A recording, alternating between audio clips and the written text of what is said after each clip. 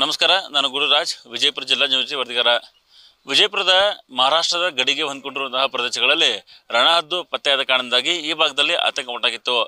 ವಿಜಯಪುರ ಜಿಲ್ಲೆ ಚಡಚಣೆ ತಾಲೂಕಿನ ಗೋಟಾಳ ಗ್ರಾಮದ ಬಳಿ ಒಂದು ಜಮೀನಿನಲ್ಲಿ ಒಂದು ರಣಹದ್ದು ಪತ್ತೆಯಾಗಿತ್ತು. ಆ ರಣಹದ್ದಿಗೆ GPS ಮತ್ತು ಟ್ರ್ಯಾಕರನ್ನು ಅಳವಡಿಸಿದ ಕಾರಣವಾಗಿ ಮತ್ತು ಅದರ ಮೇಲೆ ನಂಬರ್ಗಳು ಬರೆದಿದ್ದರಿಂದಾಗಿ ರೈತರಿಗೆ ಒಂದು ರೀತಿ ಆತಂಕ ಇತ್ತು. ಇದ್ಯಾವುದೋ ಅನಾಹುತ ಕೃತ್ಯಕ್ಕೆ ಇರ್ಬೋದಾ, ಏನು ಯಾರು ಇದನ್ನು ಬಿಟ್ಟಿರ್ಬೋದು ಅಂತ ಹೇಳಿ ಈ ರೀತಿಯ ಒಂದು ಆತಂಕಕ್ಕೆ ಕಾರಣವಾಗಿತ್ತು. ಯಾಕಂದರೆ ಈ ಹಿಂದೆ ಗೂಢಚರ್ಯಕ್ಕೆ ಯಾವ ರೀತಿ ಬಳಸ್ತಾ ಇದ್ರು ಅದೇ ರೀತಿ ಏನಾದರೂ ಬಳಸಿದಾರ ಅನ್ನೋ ಆತಂಕ ರೈತರಿಗಿತ್ತು ಮತ್ತು ಈ ಭಾಗದ ಜನರಿಗಿತ್ತು. ಹಾಗಾಗಿನೇ ಅವರು ಕೂಡಲೇ ಸ್ಥಳೀಯ ಪೊಲೀಸ್ ಠಾಣೆಗೆ ಮಾಹಿತಿ ನೀಡಿದರು. ಪೊಲೀಸ್ ಸ್ಥಳಕ್ಕೆ ಭೇಟಿ ನೀಡಿ ಅದನ್ನು ವಶಕ್ಕೆ ಪಡೆದು ವಿಚಾರಣೆ ನಡೆಸಿದಾಗ ಬಹುತೇಕ ಆತಂಕ ದೂರವಾಗಿರುವಂಥದ್ದು.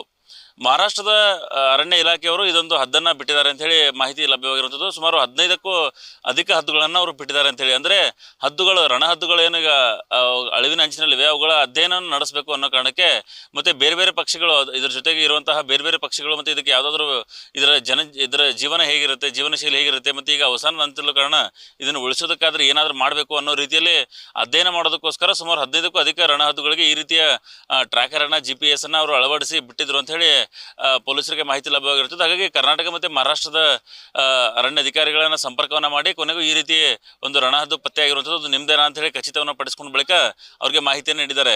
ರಣಹದ್ದುಗಳು ಬೇರೆ ಬೇರೆ ಭಾಗದಲ್ಲಿ ಸುತ್ತಾಡ್ಕೊಂಡು ಬರುವಾಗ ಅದು ಅತಿಯಾದ ಬಸವಳಿದ ಕಾರಣದಿಂದಾಗಿ ಮತ್ತು GPS ಅನ್ನು ಇದಕ್ಕೆ ಅಳವಡಿಸಿದ್ರು. ಅದು ಅದರ ವೇಟ್ ಜಾಸ್ತಿ ಆಗಿದ್ದ ಕಾರಣದಿಂದಾಗಿ ಅದು ಈ ರೀತಿ ಒಂದು ಹೊಲದಲ್ಲಿ ಬಿದ್ದಿತ್ತು ಅಂಥೇಳಿ ಸ್ಥಳೀಯರು ಮಾಹಿತಿಯನ್ನು ನೀಡಿದರು. ಹಾಗಾಗಿ ಅದರ ಆಧಾರದ ಮೇಲೇ ಸ್ಥಳಕ್ಕೆ ಅರಣ್ಯಾಧಿಕಾರಿಗಳು ಬಂದು ಸಹಿತ ಅದನ್ನು ತಗೊಂಡು ಹೋಗಿ ಅದನ್ನು ಪಾಲನೆಯನ್ನು ಮಾಡ್ತಾ ಇದ್ದಾರೆ. ಯಾಕಂದರೆ ಅದು ಭಾಳಷ್ಟು ಡಿಹೈಡ್ರೇಷನ್ ಆಗಿರೋ ಕಾರಣದಿಂದಾಗಿ ಅದಕ್ಕೆ ಫುಡ್ಡನ್ನು ಕೊಟ್ಟು ಅದನ್ನು ಸಹಜ ಸ್ಥಿತಿಗೆ ತರುವಂಥದ್ದು. ಯಾಕಂದರೆ ಸದ್ಯಕ್ಕೆ ಅದು ಹಾರುವಂಥ ಸ್ಥಿತಿ ಇರಲಿಲ್ಲ. ಹಾಗಾಗಿ ಅದಕ್ಕೆ ಡಿಹೈಡ್ರೇಷನ್ ಆಗಿರೋ ಕಾರಣದಿಂದಾಗಿ ಅದಕ್ಕೆ ಫುಡ್ಡನ್ನು ಕೊಡುವಂಥ ವ್ಯವಸ್ಥೆಯನ್ನು ಮಾಡ್ತಾ ಇದ್ದಾರೆ.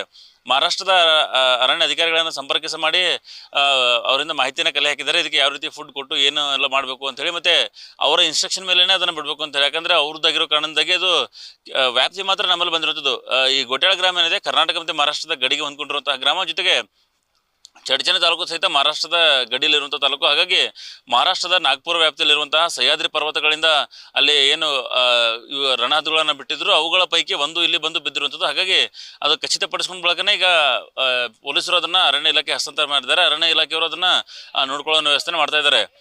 ಮಹಾರಾಷ್ಟ್ರದ ಭಾಗದಲ್ಲಿ ಈ ರೀತಿ ಒಂದು ಅಧ್ಯಯನ ಕೈಗೊಂಡಿದ್ದು ಒಂದು ಒಳ್ಳೆ ಬೆಳವಣಿಗೆ ಅಂತ ಹೇಳ್ಬೋದು. ಯಾಕಂದರೆ ಈಗ ರಣಹದ್ದುಗಳ ಸಂಖ್ಯೆ ಇಳಿತಾ ಇರೋ ಕಾರಣದಿಂದಾಗಿ ಅದೊಂದು ಸಂಕುಲನೇ ನಶಿಸಿ ಹೋಗ್ತಿರುವಂತಹ ಪರಿಸ್ಥಿತಿ ಇರುವಾಗ ಅದ್ರ ಬಗ್ಗೆ ಅಧ್ಯಯನ ಮಾಡಬೇಕು ಅನ್ನೋ ಕಾರಣಕ್ಕೆ ಈ ರೀತಿ ಕ್ರಮ ಕೈಗೊಂಡಿರುವಂಥದ್ದು ಒಂದು ರೀತಿಯಿಂದ ಉತ್ತಮ ಬೆಳವಣಿಗೆ ಅಂತ ಹೇಳ್ಬೋದು. ಹಾಗಾಗಿನೇ ಇಲ್ಲಿ ಪತ್ತೆಯಾಗಿರುವಂಥದ್ದು ಸಹಿತ ಅದು ಅರಣ್ಯ ಇಲಾಖೆ ಇದೆ ಅಂಥೇಳಿ ಅಧಿಕೃತವಾಗಿದ್ದ ಕಾರಣದಿಂದಾಗಿ ಯಾವುದೇ ರೀತಿ ಆತಂಕ ಇಲ್ಲ ಅಂಥೇಳಿ ಒಂದು ಆತಂಕ ಪಡಬಾರ್ದು ಜನರು ಸಹಿತ. ಯಾಕಂದರೆ ಅದು ಬೇರೆ ಯಾವುದೇ ದುರುದ್ದೇಶಕ್ಕೆ ಬಳಸಿರುವಂಥದ್ದಲ್ಲ. ಜೊತೆಗೆ ಸಹಜವಾಗಿ ಜನರಿಗೆ ಒಂದು ಆತಂಕ ಇರುವಂಥದ್ದು. ಯಾಕಂದರೆ ಇದು ಬೇರೆ ಯಾರಾದರೂ ದುರುದ್ದೇಶಕ್ಕೆ ಬಳಸಿದ್ರೆ ಅನ್ನೋ ಒಂದು ಆತಂಕ ಇರುತ್ತೆ. ಆದರೆ ಜನರು ಸಹಿತ ಸಂಯಮದಿಂದ ಬಳಸಿ ಜೊತೆಗೆ ಕೂಡಲೇ ಅದನ್ನು ಪೊಲೀಸರಿಗೆ ಮಾಹಿತಿ ನೀಡೋ ಮೂಲಕ, ಅಂದರೆ ಅದನ್ನು ಮುಚ್ಚಿಡದೇ ಕೂಡಲೇ ಪೊಲೀಸರಿಗೆ ಮಾಹಿತಿಯನ್ನು ನೀಡೋ ಮೂಲಕ ಜನರು ಸಹಿತ ತಮ್ಮ ಕರ್ತವ್ಯವನ್ನು ಮಾಡಿದ್ದಾರೆ. ಜೊತೆಗೆ ಅಧಿಕಾರಿಗಳು ಸಹಿತ ಅದನ್ನು ಉಳಿಸ್ಕೊಂಡು ಈಗ ಮಹಾರಾಷ್ಟ್ರ ಅಧಿಕಾರಿಗಳ ಮಾಹಿತಿ ನೀಡಿ ತಗೊಂಡು ಹೋಗೋದಕ್ಕೆ ಸೂಚನೆ ನೀಡಿದ್ದಾರೆ. ಅವರು ಸಹಿತ ಬಂದು ತಗೊಂಡು ಹೋಗೋ ವ್ಯವಸ್ಥೆ ಮಾಡ್ಕೊತಿದ್ದಾರೆ. ಆದರೆ ಸದ್ಯಕ್ಕೆ ಅದು ಅರಣ್ಯ ಇಲಾಖೆಯವರು ಅದನ್ನು ಪಾಲನೆ ಪೋಷಣೆ ಮಾಡ್ತಾ ಇದ್ದು ರಣಹದ್ದುಗಳ ಏನು ಸಂಖ್ಯೆ ನಶಿಸ್ತಾ ಇದೆ ಅದನ್ನು ಉಳಿಸೋದಕ್ಕೆ ಮಹಾರಾಷ್ಟ್ರ ಸರ್ಕಾರ ಈ ಒಂದು ಕ್ರಮವನ್ನು ಕೈಗೊಂಡಿರುವಂಥದ್ದು.